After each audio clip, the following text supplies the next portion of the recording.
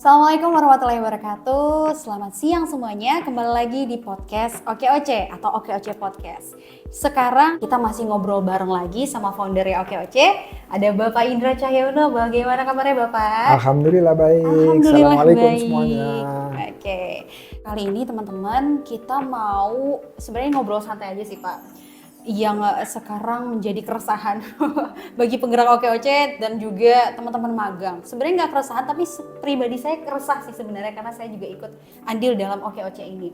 Sama-sama kita tahu OKOC kan gerakan sosial pembuka lapangan kerja ya Pak. Tapi masih banyak banget mitos-mitos atau rumor-rumor terkait OKOC nih Pak. Jadi kita kulik langsung bersama foundernya ya teman-teman. Nah, banyak yang bilang OKOC ini udah nggak aktif Pak gitu. Katanya, emang OKOC apa? Emang bukannya itu programnya udah nggak aktif lagi? Itu tanggapan Bapak sebagai founder gimana sih Pak? Oke, nah ini kita bicara mengenai mitos.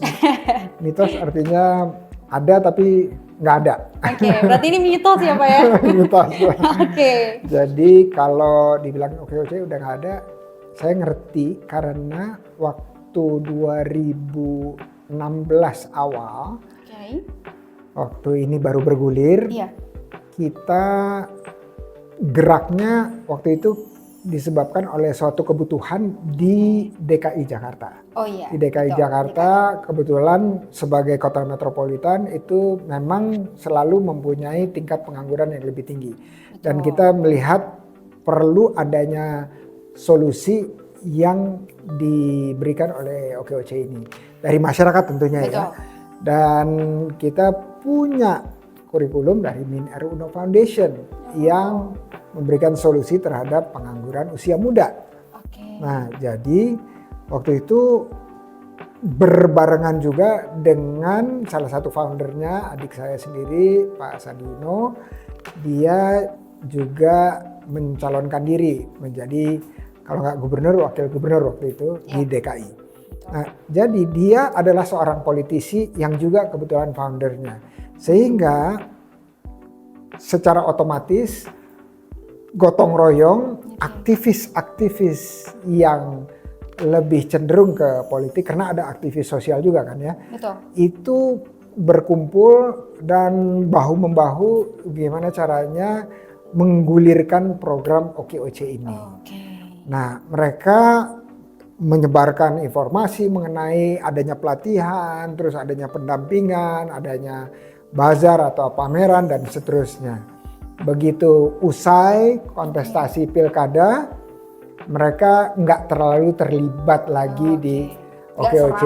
Ya, ya, Pak, ya? Karena apa? Karena aktivis politik itu cenderung hidup dan banyak dan super aktif itu pada saat kontestasi terjadi, entah itu pilkada atau entah itu pilpres. Jadi begitu selesai kontestasi itu mereka kembali ke profesinya masing-masing. Betul.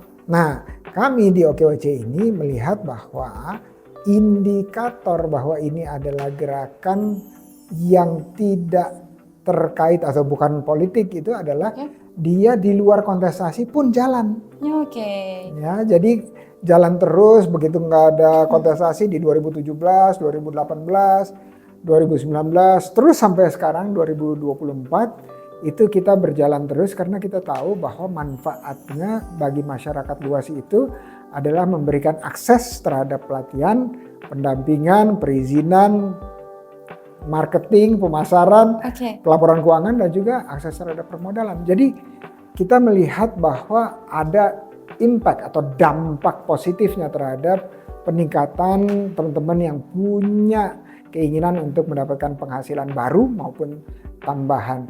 Jadi kalau dikembalikan ke mitos tersebut, karena informasinya tidak beredar lagi di kalangan teman-teman yang aktif dengan latar belakang politik. Nah, pernah kita melakukan survei nih teman-teman. Survei ya, survei siapa sih yang ada mengikuti, tergabung, terlibat, terikat dengan OKOC.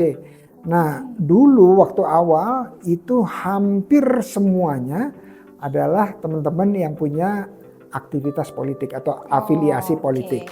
Ya, jadi ada ormas, ada komunitas.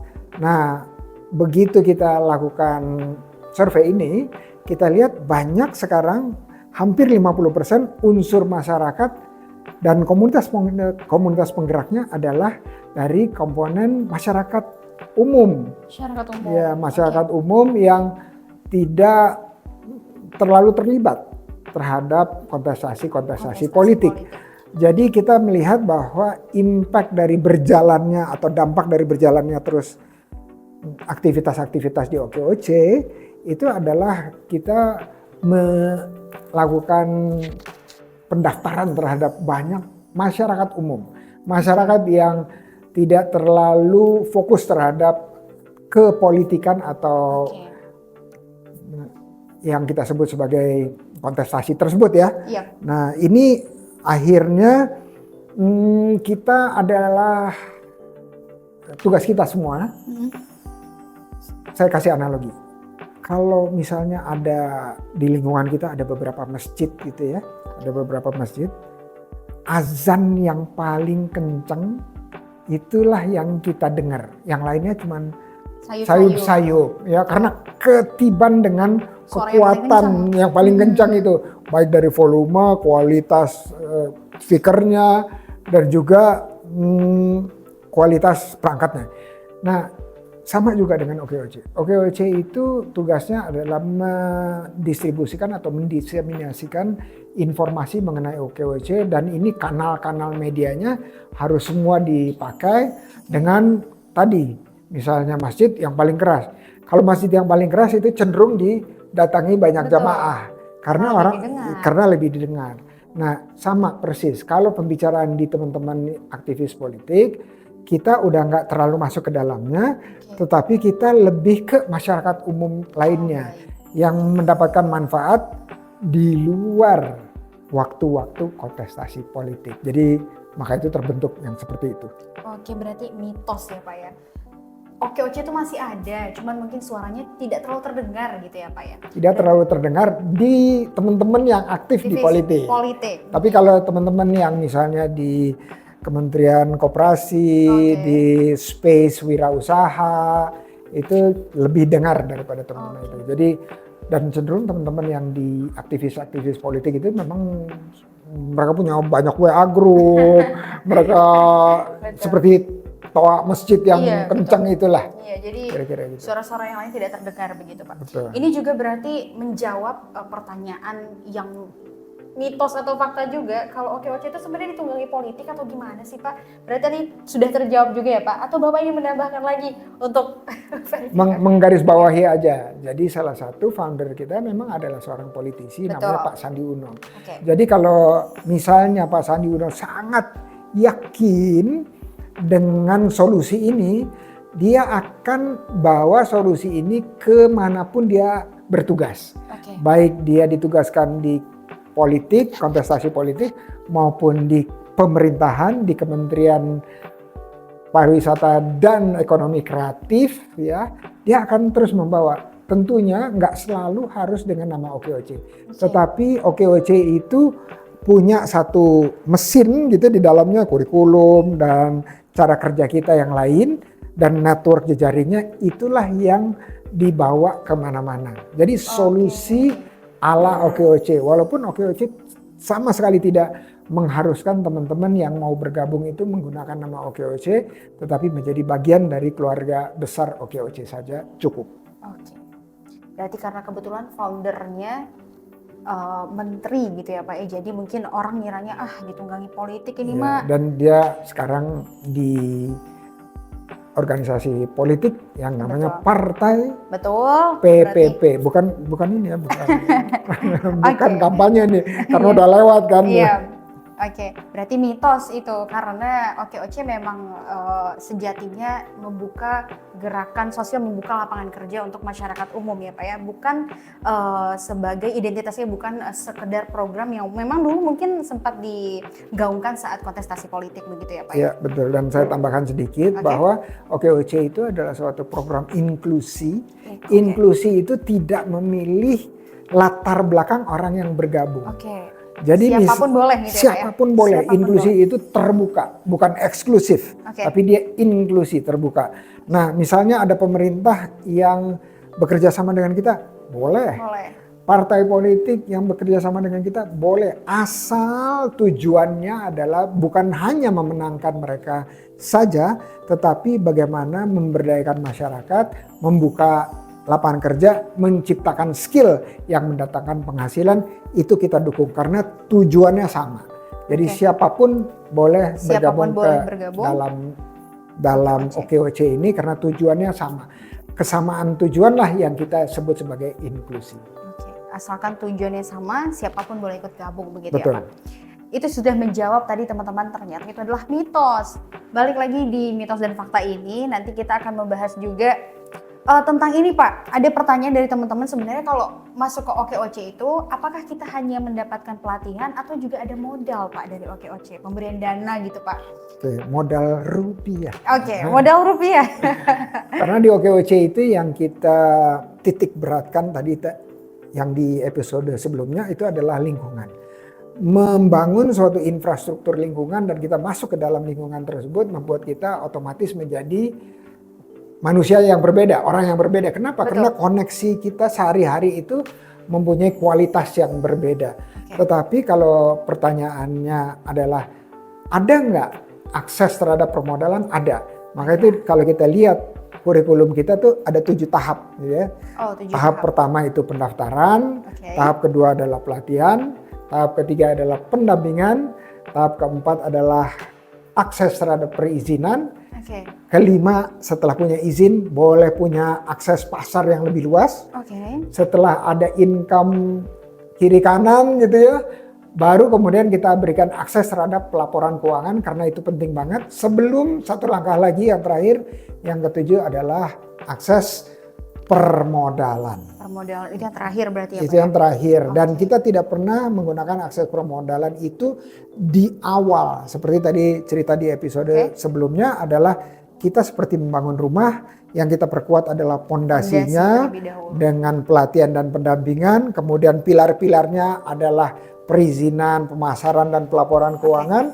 Terakhir sekali baru ada permodalan yang kalau analogi di rumah itu adalah atap. Dan beban atap itu harus ditanggung oleh pondasi dan pilar yang kokoh. Seperti juga teman-teman kalau mau naik kelas itu baru di ujung sekali diberikan akses permodalan.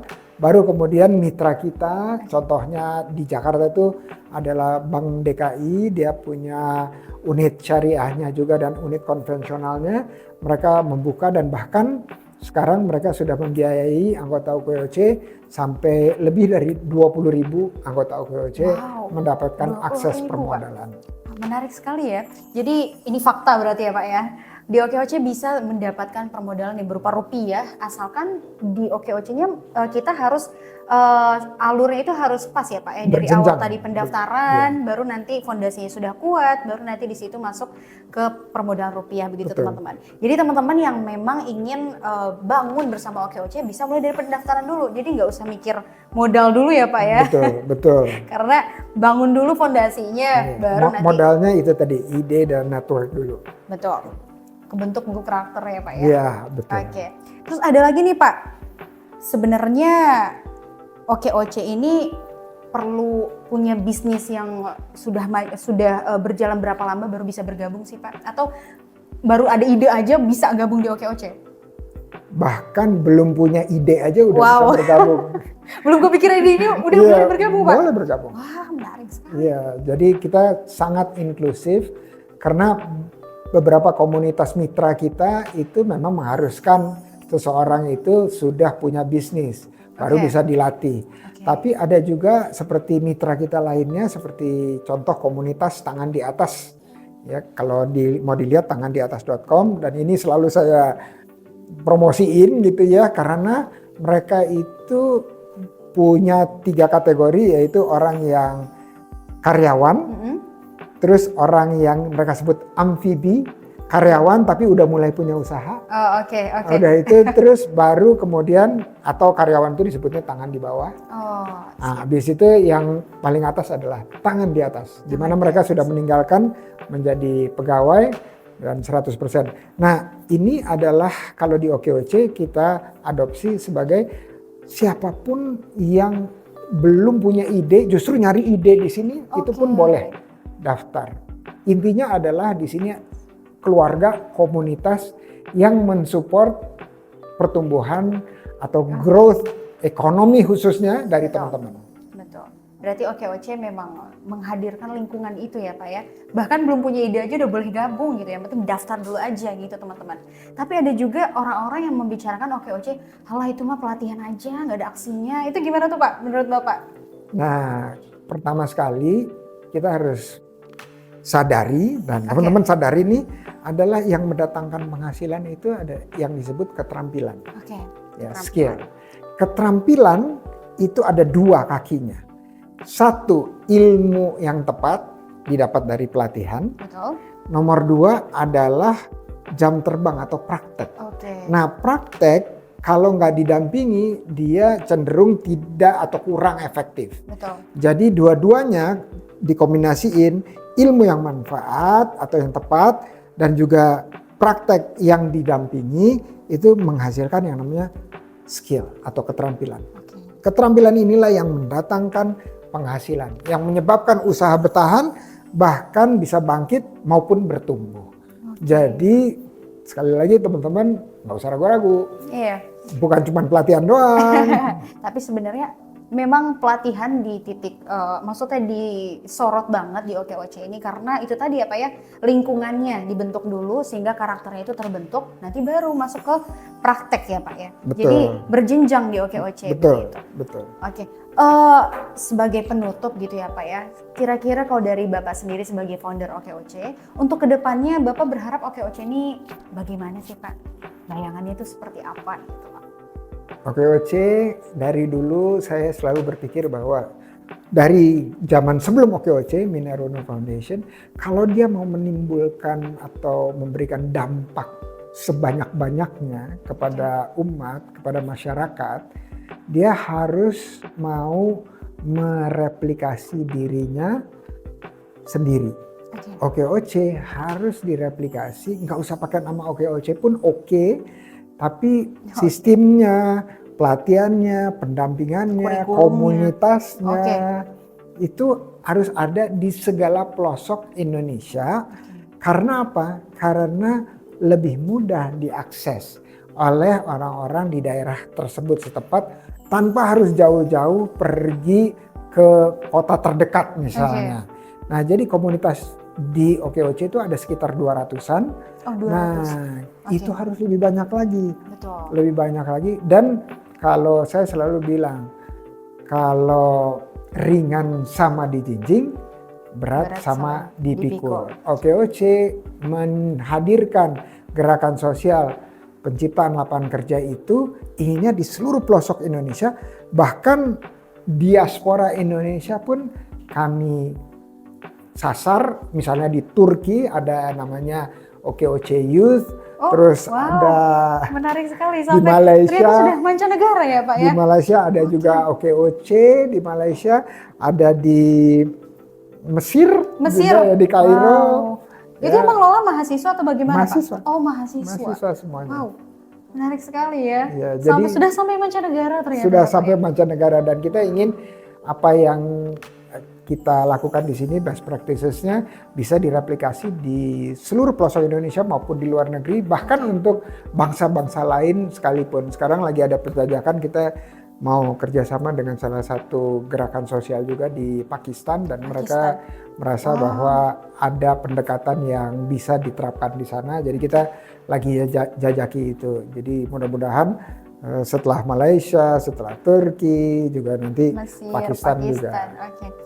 Wah, menarik sekali ya. Ternyata OKOC bukan hanya ada di Indonesia sekarang ya Pak ya. Sudah luas sekali sampai mancanegara. Semoga kita doakan bersama-sama OKOC bisa memberikan manfaat seluas-luasnya ya Pak ya. Amin. Amin, Ya Rabbal amin, ya Rabbal Alamin. Alamin. Dan terakhir. Oke. Harapannya OKOC nggak ingin menjadi besar secara organisasi. Sekarang mungkin sekitar 30-an orang. Oke. Dan kalau lebih besar tentunya banyak kompleksitas yang harus dicarikan solusinya ya, Betul, tantangan-tantangan betul. itu. Nah, jadi kita melihat bahwa kalau kita ibaratnya orang tua punya anak, anak-anaknya mentas. Terus anak-anaknya punya cucu, cucu-cucunya mentas. Cucu-cucunya punya cicit-cicitnya jadi mentas juga, menjadi orang produktif. Cicit, kebuyut dan seterusnya. Jadi orang tuanya ini dia hanya mengantarkan aja. Nah, jadi OKOC Dan ingin, OKOC pengen jadi sosok seperti ya, itu. Gitu. OKOC hanya itu dan lama-lama sudah digantikan oleh generasi yang berikutnya sehingga OKOC mungkin fokusnya R&D aja gitu ya, penelitian dan riset gitu mengenai cara-cara yang lebih efektif untuk menumbuh kembangkan akar pikir kewirausahaan di masyarakat. Oke, wow, menarik sekali ya. Ternyata OKOC bukan hanya sekedar gerakan ya Pak, tapi juga ingin menjadi sosok yang melahirkan OKOC selanjutnya begitu ya Pak ya. Kita berharap sama-sama OKOC ini bisa menjadi sosok seperti itu ya teman-teman. Maka dari itu teman-teman yang belum bergabung, silahkan bergabung di okoc.net. Kita akan ketemu lagi di episode selanjutnya dengan narasumber yang gak kalah menarik dan luar biasa gitu ya Pak ya. Itu saja, Assalamualaikum warahmatullahi wabarakatuh.